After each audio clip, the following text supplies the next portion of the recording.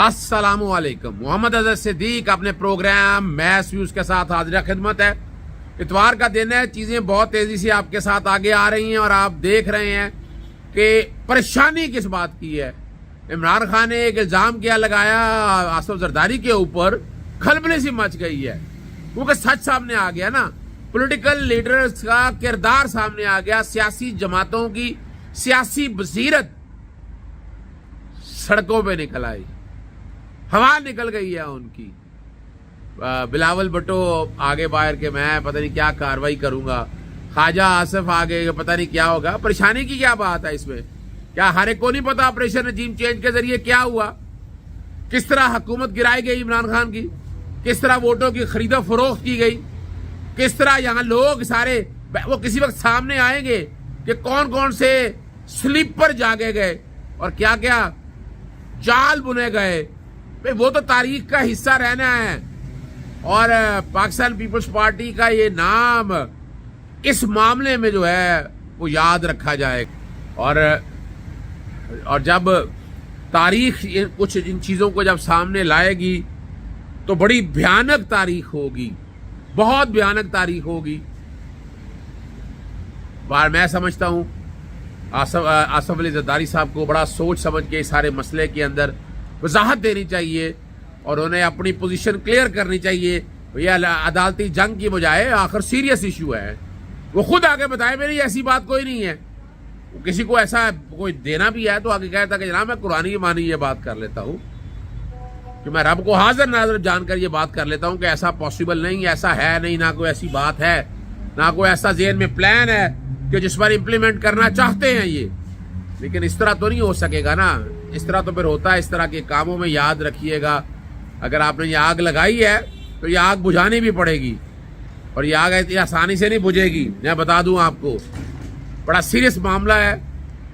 उसके बाद ले चलते हैं आपको, मरियम आई पाकिस्तान में और 35 रुपए पेट्रोल और डीजल की कीमतें बढ़ गई। मैं चैलेंज कर रहा हूं इसको।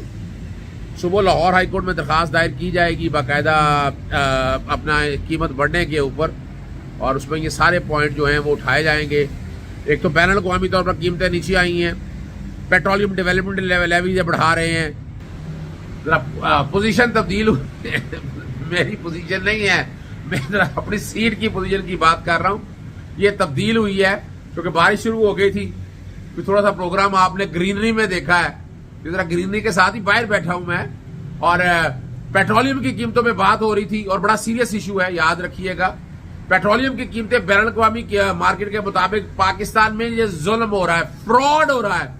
लफ्ज में फ्रॉड कह रहा हूं, एक्सप्लॉयटेशन हो रही है, इस्तेहसाल हो रहा है कौम का, जो आर्टिकल 3 में रोका हुआ है, लेकिन यह जारी और सारी है। मैं अदालतों में लेकर गया हूं 2013 से ये मामला। 2013 में जब मैं लेकर गया तो उस वक्त पेट्रोलियम की जो कीमतें थी उसमें ये तकरीबन 60% सेल टैक्स जा चुके थे $7 साहब। तो कोर्टों में आके कहा जनाब बजट टारगेट है, बजट टारगेट जब खत्म हुए उसके बाद विवाद नहीं आया। ये एसेंशियल कमोडिटी है ये, इसमें आप इस तरह यानी क्या तरीकाकार किया है बैन अल-अक़वामी की कीमत। पहले तो वहां फ्रॉड है, सल्फर एडिटिव ऑयल आता है, वहां अरबों रुपए का घपले है और कोई रेफरेंस भी बने थे PSO वगैरह के, वो सारे मट्टी गर्द पड़ गई उनके ऊपर। और पेट्रोल स्टोरेज के ऊपर और बाकी कामों में जब काम हुआ तो इंक्वायरी ट्राइब्यूनल जो इमरान खान के दौर में इतना जबरदस्त काम हुआ था वो जीरो हो गया। और अब क्या हो रहा है, अब पेट्रोलियम डेवलपमेंट लेवी के नाम पर जुल्म किया जा रहा है इस कौम के साथ। कौन पूछेगा यहां पर?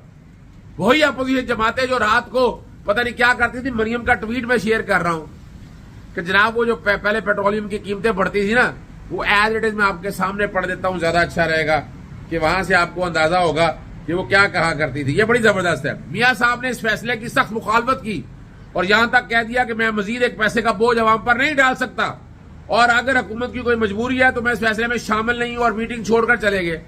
अब समझ में आई बेवकूफ बनाना, नवाज शरीफ किस तरह बेवकूफ बनाते थे। अब क्या है मरियम, अब क्या है? अब वो पीछे बैकग्राउंड पे देख रहे होंगे आप क्या देख रहे होंगे आप बैकग्राउंड पे कि वहां वो मिठाइयां खाती फिर रही है, यानी इधर अवाम के साथ जुल्म हो रहा है और उनकी मिठाइयां चल रही है, यानी उन्हें क्या फर्क पड़ता है, उनकी जेब से जाना है। ये हुकूमत में मुफ्त का पेट्रोल है, मुफ्त की बिजली है, मुफ्त की अयाशी है, लड़ने थराले उन सबके चलते रहेंगे इस तरह से। कौन पूछेगा इनको? ये परेशानी मेरी और आपकी है। मैं इसको चैलेंज कर रहा हूं। जैसे बताया मैंने हाईकोर्ट में, पेट्रोलियम की प्राइसेस को भी मैं पहले भी कर चुका हूं। ये पेट्रोलियम डेवलपमेंट की लेवी पे बेवकूफ बनाते हैं और ये एक्सप्लॉयटेशन है।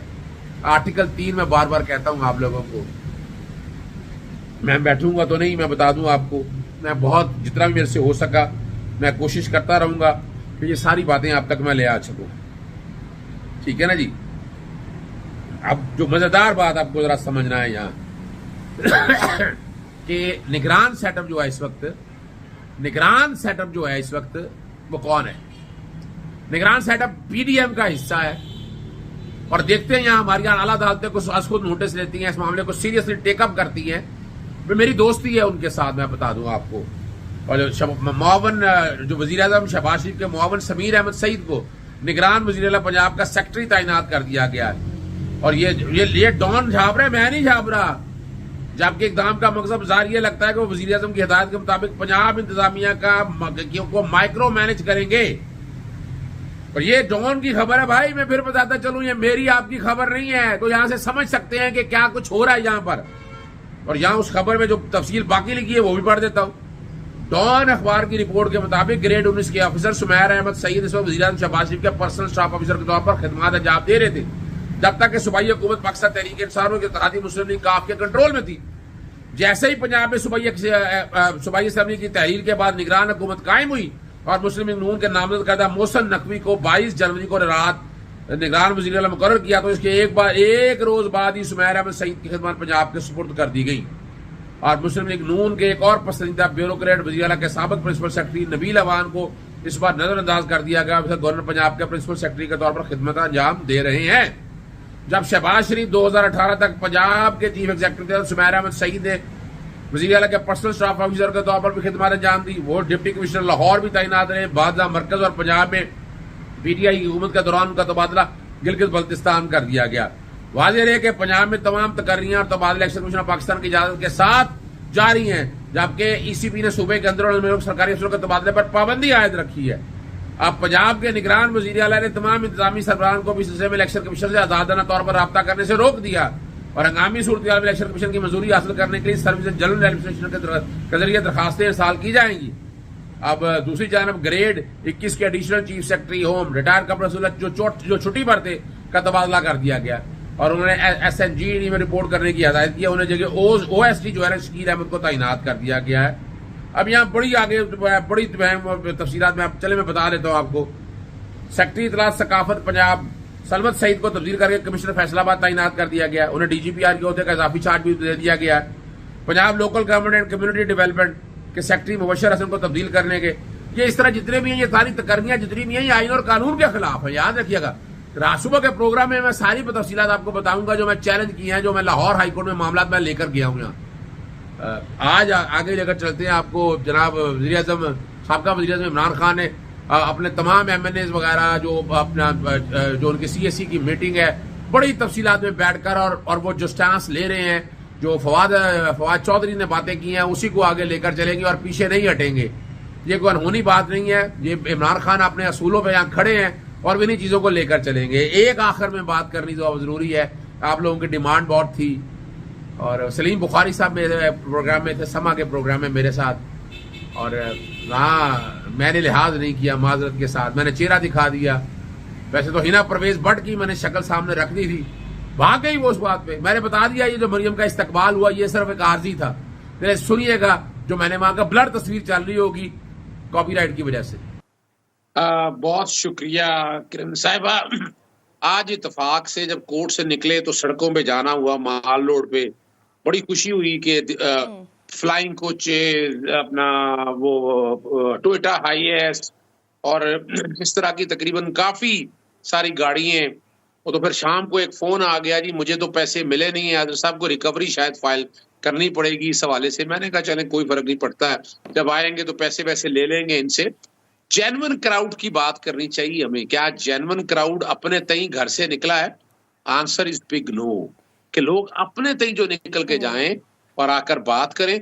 रेंटेड क्राउड की बातें मैं नहीं करना चाहता, मैं तो सिर्फ ये बताना चाहता हूं लोग 4 वजूहात की बुनियाद पर शायद इनका साथ देना नहीं चाहेंगे। एक तो इनका बयानिया बदल गया, कहाँ गया वोट को इज्जत दो, बाजवा साहब और उनके सर पे बैठकर ये हुकूमत में आ गए। फिर तीसरी बात है, जब पार्टी को मजबूत करना था मुल्क से बाहर चले गए। नवाज शरीफ हफ्ते लेकर बाहर हैं। डॉलर साहब ने कहा कि सागडार साहब ने कहा 200 से नीचे डॉलर ले आऊंगा, आज 300 से ऊपर पकड़ा नहीं जा रहा है। आप वो देख ले, महंगाई आपकी वहमो गुमान में नहीं है कि जो हालत इस वक्त हो गई हुई है।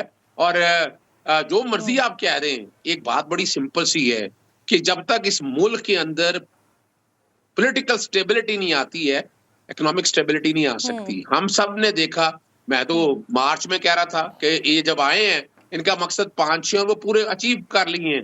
नैब में तब्दीलियां करनी थी, FIA के जरिए बाहर आना था, ECL में तब्दीलियां करनी थी, चेयरमैन नैब अपनी मर्जी का लगाना था, मेंबर इलेक्शन कमीशन लगाने थे। वो सारे टारगेट इन्होंने अचीव कर लिए हुए हैं। कोई ये बताएं कि कौम के लिए क्या किया उन्होंने। मैं सुन रहा था सलीम बुखारी साहब को, अलॉट ऑफ रिगार्ड फॉर, उन्होंने तो फैसला भी सुना दिया कि एक एप्लीकेशन जाएगी, एक्सेप्ट हो जाएगी। पता नहीं, मेरी समझ से बाहर है कि कौन सी एप्लीकेशन जाएगी, कौन सी एक्सेप्ट हो जाएगी। 2 केसेस हैं, एक है एवन फील्ड और दूसरा है अल अजीजिया। एवन फील्ड के अंदर अभी तो फिलहाल वो भगौड़े इश्तिहारी हैं, अदालत से भागे हुए हैं। 4 हफ्ते के लिए गए थे मुल्क से बाहर, और आज 2019 नवंबर की बात कर रहा हूं मैं। और आज बुनियादी तौर पर जरा समझना है कि उसमें तो पहले जाएंगे, पहले तो जेल जाएंगे, जेल जाके सस्पेंशन की कोई दरखास्त है। इसमें जमानत वगैरह कोई नहीं होनी है, मैं पहले बता दूं आपको। ये भी हम कंफ्यूजन में लेकर बैठे हुए हैं कि पता नहीं कोई जमानत हो जानी है। अल अजीजिया के अंदर भी एक में 10 साल की सजा है, एक में 7 साल की सजा है, और दोनों केसों के अंदर अच्छा वैसे सर ये तो हमारे सामने है ना, जेल से तो गालिबन जेल से तो घबराने वाले मियां साहब या मरियम साहिबा है नहीं। किरण, मेरा ख्याल है तारीख शायद हम सब भूल गए हैं। हमने तो यहाँ नंगी तस्वीरें देखी थी, हेलीकॉप्टर से गिरते हुए बहुत कुछ देखा था। हमने तो पेट फाड़ के पता नहीं दौलत निकालनी थी। मोदी का जो यार है वो गद्दार है। हमने तो पता नहीं क्या कुछ सुनते रहे हैं। ये पॉलिटिकल बातें हैं, ये चलती रहेंगी। बात सिर्फ इतनी है कि ये सबूतों का मामला अभी तक अगर वो गलत था तो खान साहब का गलत जायज हो जाएगा अजहर साहब? नहीं, मैं ये बात नहीं करना चाह रहा। मैं ना पॉलिटिकल माइलेज के हवाले से है, बड़ा मुश्किल है। वो सफाई जो है ना निस्फ इकबाल जुर्म होती है अमूमन हमारे यहाँ। ये सियासी जमातों के हवाले से अगर वतीरा देखे ना, तो जितनी भयानक हिस्ट्री जो पाकिस्तान पीपल्स पार्टी या पीपल्स पार्टी तो फिर भी इस मामले में बड़ा कम रही है। मुस्लिम लीग नून का तो अपना माजी इस बारे से भरा बड़ा है। क्या क्या बातें नहीं है। मैं तो कानूनी सवाल उठा रही हूँ ना सर। खान साहब मिसालें देते हैं वेस्ट की, अगर वेस्ट में यही सब कुछ खान साहब करते तो वहां की अदालतें उन्हें माफ कर देती सर। देखिए, सवाल माफी का नहीं है। सवाल तो आपको मैं अभी कई चीजें आपके सामने रख सकता हूँ। शहबाज शरीफ ने लंदन में बैठ के कहा कि जनाब वो अकाउंट डीफ्रीज हुए, मैं बरी हो गया मनी लॉन्ड्रिंग के केस के अंदर। वो बाद में पता लगा कि जनाब वो सिर्फ यहाँ पैमरा में बकायदा शिकायतें दी है। मैं जो बात आपके सामने रखना चाहता हूँ उसको समझिएगा सर। ये कोर्टों में मामले चल रहे हैं ना, तो कोर्ट में जब फैसला आएगी तब देख लेंगे। अभी तक तो कोई फैसला किसी में नहीं आया ना, अभी चल रहा है, प्लीडिंग चल रही है, शहादतें होनी है। शहादते के बाद जब डिग्री होगी ना, जैसे लंदन के अंदर डिग्री होती है, बकायदा पैसे आते हैं, तो फिर को समझ आ जाएगी बात। अभी तो फिलहाल नॉट अ सिंगल केस ऐसा कोई नहीं है कि जिसके अंदर डिग्री, बाकी हेयर से चलता रहता है। ये सारी बातें अपनी जगह पर हैं। अब चलते हैं, मैं 2 चीजें अब आपके सामने रखना चाहता हूँ। मैं एक तो ना सर शॉर्टली कमेंट कंप्लीट कीजिएगा सर प्लीज। जी। A lot of regard for Salim Bukhari साहब। देखिए, बड़ा मुश्किल काम है कि जी बड़ी कहानी है, बड़ा कुछ है, फिर कौन सी ऐसी चीजें हैं जो अभी तक एविडेंस के तौर पर सामने आ चुकी हैं। यहाँ तो हुदैबिया 1 का आपको शायद याद नहीं है कि अपील ही फाइल नहीं की गई थी। अब ये एवन फील्ड ले लें, हुदैबिया 2 है, नैब ने अपना लाके अफसर बिठा लिया, चेयरमैन नैब, अपील क्यों नहीं फाइल की? कोई जवाब दे सकेगा इस बात का? FIA के अंदर मनी लॉन्ड्रिंग के ओवरवेलमिंग सबूत है ना, इनके रिटर्न है। आपके साथ में चैलेंज करता हूँ, PLD 2016 में 1998 में मियां मोहम्मद शरीफ, इनके दादा हजूर जो है ना, 9,36,311 रुपए आमदन है उनकी। 50 लाख आमदन लगाई थी टैक्स वालों ने। इनके बच्चों ने 15 साल वो केस लड़ा, 9,36,000 9,36,000 आमदन रखते हो, वो इतने अरबों के सामने कहां से बन गए हैं? जरा बताएं तो सही ना। एवन फील्ड, अल अजीजिया। लेकिन अजहर साहब जो सवाल मैंने उठाया था ना सर, क्योंकि आप कानूनी, मैं इजाजत चाहता हूं आपसे। अस्सलाम वालेकुम, अल्लाह हाफिज, पाकिस्तान जिंदाबाद।